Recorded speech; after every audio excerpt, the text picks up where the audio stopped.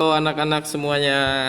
Ya, hari ini Bapak mau menjelaskan lagi ya tentang himpunan. Jadi ini Bapak buat video lanjutan untuk anak-anak bisa belajar tentang himpunan seperti itu.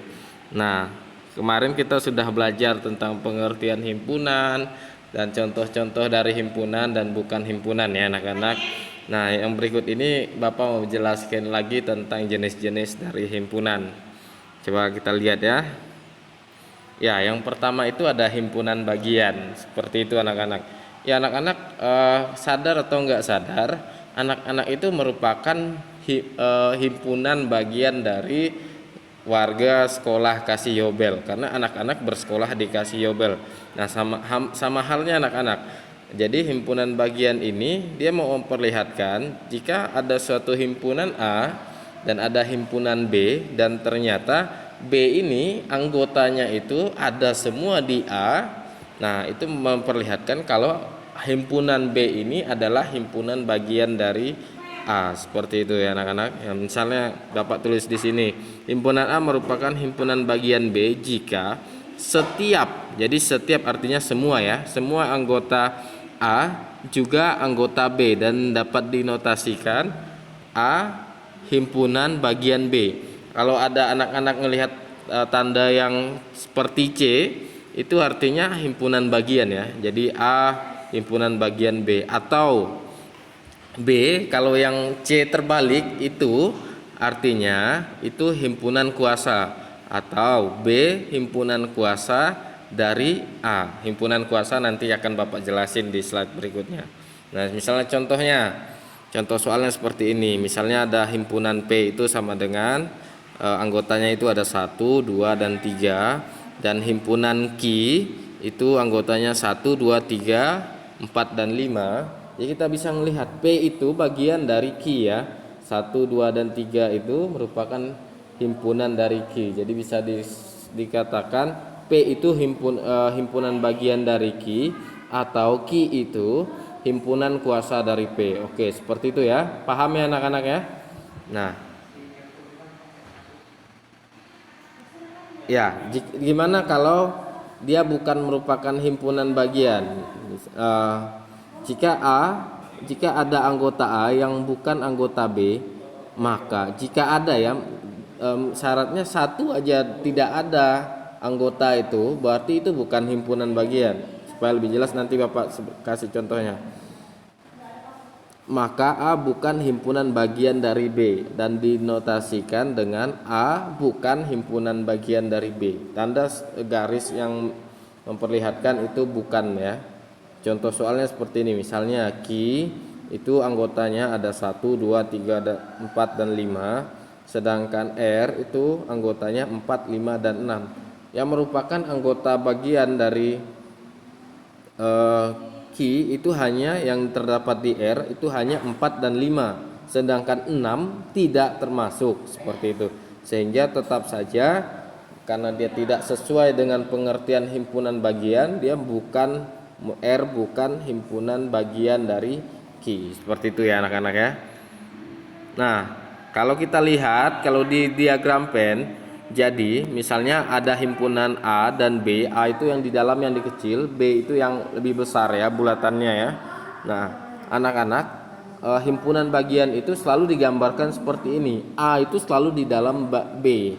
Seperti itu. Itu menggambarkan A itu merupakan himpunan bagian dari B. Seperti itu. Nah, yang berikutnya ada himpunan kuasa anak-anak. Tadi ada himpunan bagian, sekarang ada himpunan kuasa. Himpunan kuasa itu apa? Himpunan kuasa atau power set adalah himpunan yang seluruh anggotanya merupakan kumpulan dari himpunan-himpunan bagian. Anak-anak, tadi kita belajar himpunan bagian. Himpunan kuasa ini istilahnya kebalikan daripada himpunan bagian seperti ini. Bapak ulangi, himpunan kuasa ini merupakan kebalikan dari himpunan bagian, seperti itu.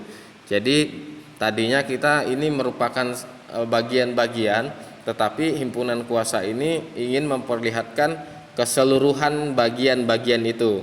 Nah, supaya lebih jelas, Bapak akan lihatkan contohnya ya. Nah, misalnya contohnya seperti ini. Misalkan terdapat suatu himpunan A yang anggotanya merupakan bilangan-bilangan ganjil.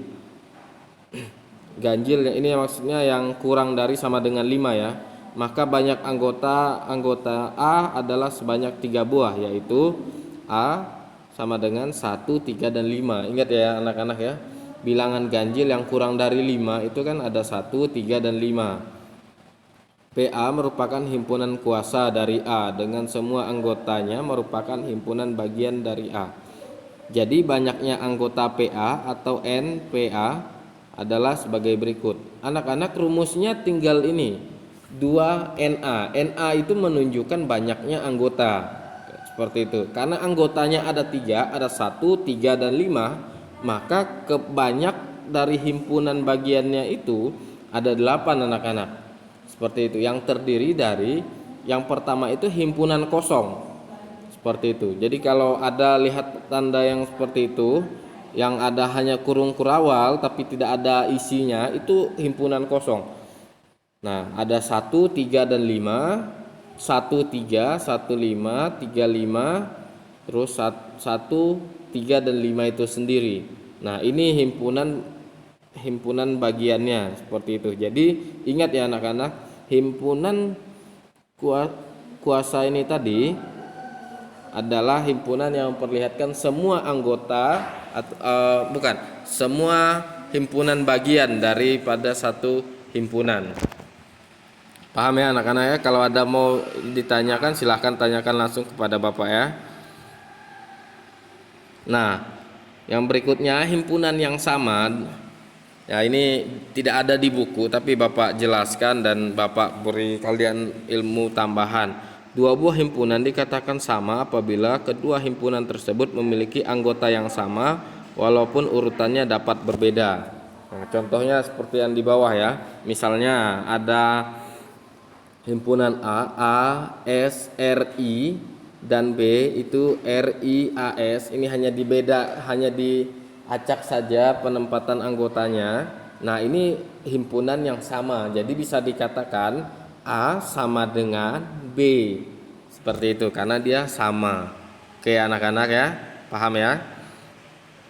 Nah, yang berikutnya himpunan yang ekuivalen. Nah, apa sih yang dimaksud dengan himpunan yang ekuivalen? Dua buah himpunan dikatakan ekuivalen apabila banyak anggota dari kedua himpunan bernilai sama. Kata kuncinya adalah banyak anggota berhimpunan bernilai sama, artinya jumlah anggotanya itu sama. Misalnya contohnya himpunan A 1, 2, 3, 4, dan 5 itu berarti ada 5 anggota di dalamnya. Sedangkan himpunan B itu ada A, B, C, D, dan E. Berarti juga ada 5 anggota di dalamnya. Nah, ini bisa dikatakan kalau kedua himpunan ini ekuivalen karena jumlah dari anggotanya itu sama anak-anak ya. Oke, paham ya? Nah, terus yang berikutnya ini ada himpunan kosong seperti itu. Himpunan kosong ini selalu ada di dalam setiap himpunan. Ingat ya anak-anak ya, himpunan kosong itu selalu ada di dalam setiap himpunan. Seperti itu. Himpunan kosong adalah himpunan yang tidak memiliki anggota. Lambang himpunan kosong adalah seperti itu. Jadi dia kurung kurawal tidak ada isi, atau bisa digambarkan 0 bulatan terus di strip seperti itu. Itu lambang dari himpunan kosong. Nah, misalnya contoh himpunan kosong adalah himpunan A, himpunan nama bulan dalam setahun yang terdiri dari 25 hari. Ya anak-anak kan tidak ada di dalam penanggalan itu satu bulan itu 25 hari. Jadi ini bisa dikatakan himpunan kosong karena tidak ada anggotanya. Seperti itu. Nah, terus yang berikutnya tidak ada bulan yang contoh yang lain ya. Contohnya himpunan ganjil yang bisa dibagi dua. Ya anak-anak, bilangan ganjil itu sudah pasti tidak bisa dibagi dua, oleh sebab itu jadi dia tidak memiliki anggota. Jadi dia bisa dikatakan himpunan kosong. Ya seperti itu ya, himpunan kosong ya. Nah, yang berikutnya itu ada himpunan semesta. Anak-anak semesta itu dia ingin menggambarkan secara luas lagi. Dia ingin mencirikan daripada angka-angka yang diberikan. Bapak sebutkan ininya ya, pengertiannya. Himpunan semesta merupakan kumpulan yang memuat semua anggota ataupun objek himpunan yang sedang dibicarakan. Himpunan semesta disimbolkan dengan S. S ini kalau kita pakai Indonesia gitu. Kalau pakai Inggrisnya itu biasanya pakai U. Seperti itu. Misalnya contohnya 3, 5, 7 dan 9. Ini kan kalau kita lihat angka-angka ini merupakan bilangan ganjil. Jadi S-nya semestanya itu bisa disebutkan dia bilangan ganjil. Atau S-nya itu bisa disebutkan dia bilangan asli. Ingat ya, bilangan asli itu dimulai dari 1 sampai dengan seterusnya, dan dia termasuk juga ya 3, 5, 7 dan 9 itu termasuk bilangan asli. Nah, terus dia juga S ini bisa kita sebut dengan bilangan cacah karena dia ya memang juga bilangan cacah, atau S ini bilangan real juga bisa.